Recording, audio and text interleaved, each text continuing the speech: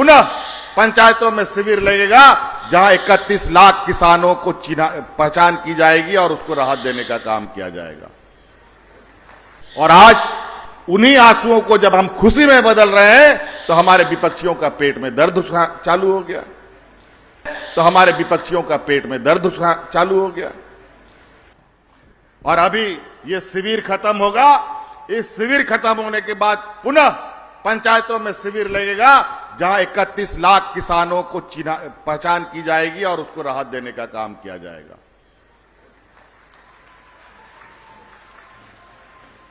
तो कई ऐसी चीजें हैं जो आज हम कर रहे हैं। आज बूढ़ा बुजुर्ग को पेंशन दे रहे हैं। ये भारत का पहला ये राज्य है जो सर्वजन पेंशन दे रहा है। कोई भी बुजुर्ग नहीं बचता है, कोई भी विधवा महिला नहीं बचती, सबको पेंशन देने का कानून बना है। कोई राज्य में सबको पेंशन देने का कानून नहीं है। और हम जानते हैं पेंशन एक ऐसा चीज है जो हर बुजुर्ग का बुढ़ापे का सहारा होता है। पेंशन नहीं होता है तो बेटा लोग भी बाप लोग को धक्का मार के बाहर निकाल देता है।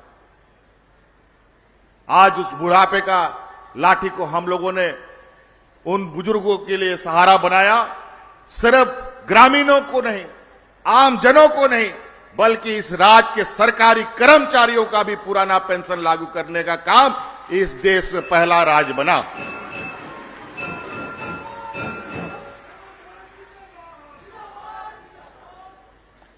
पहले बड़ा आश्चर्य होता है, पहले हम लोगों का बतौर विधायक घेराव होता था, धरना प्रदर्शन होता था और अपनी मांगों को लेकर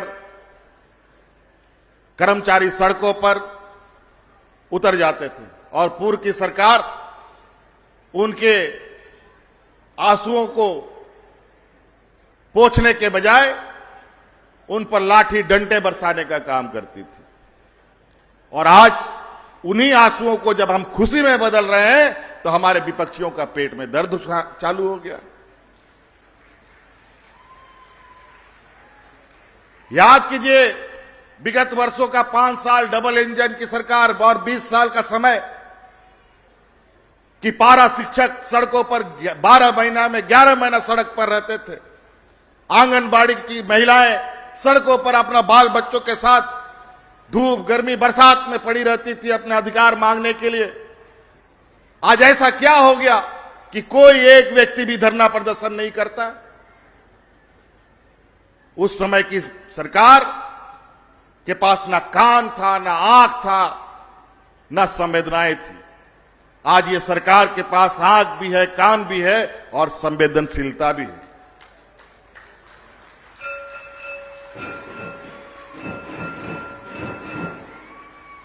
तो कई चीजें हैं, अगर मैं योजना को लेकर के आगे बोलूंगा तो दिन भी छोटा पड़ेगा।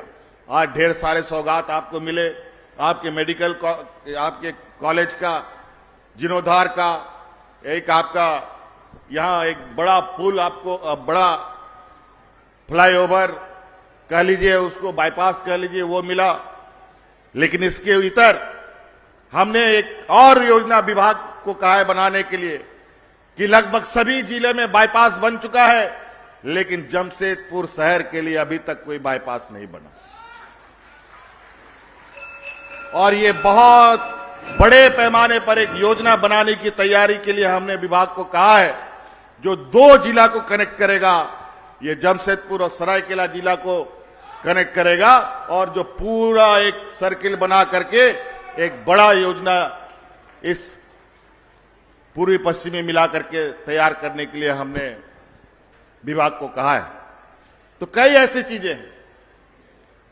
आज आप स्वरोजगार को लेकर कुछ भी आप काम करना चाहते हैं, चाहे वो महिला हो, पुरुष हो, किसान हो, उसके लिए सरकार आपके लिए आर्थिक रूप से सहायता करने के लिए खड़ी है। बैंक में जाइएगा तो कभी लोन नहीं मिलेगा, लेकिन सरकार आपको आर्थिक रूप से सहायता देने के लिए तैयार है। आप राशन दुकान खोलिए, सिलाई दुकान खोलिए, सैलून दुकान खोलिए, गाड़ी खरीदिए, भाड़ा में ट्रैक्टर चलाइए, स्कॉर्पियो लीजिए, जो भी लीजिए।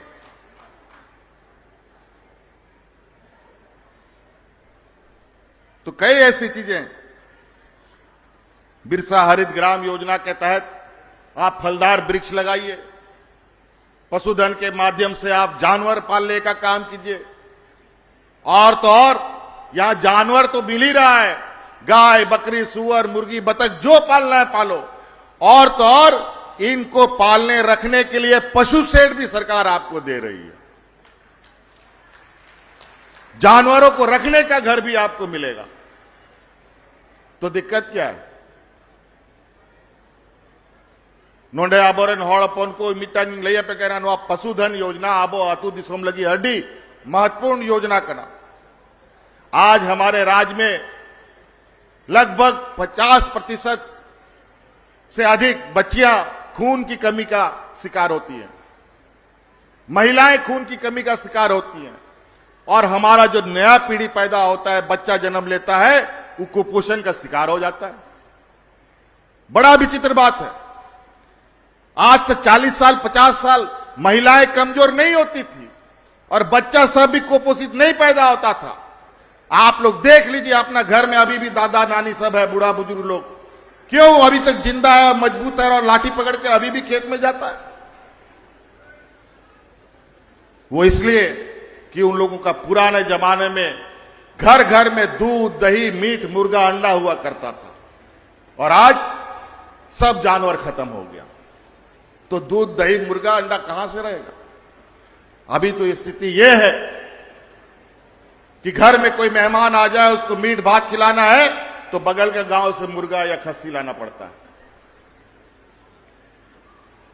इसीलिए आप हमारी पुरानी व्यवस्था, अब वह पशु के जानवर के नो सीम सुकरी गई डंगरी के आबुआ असोल धोन कना नुआ बई बई ते चबाव कना और अब बोन रगे कना।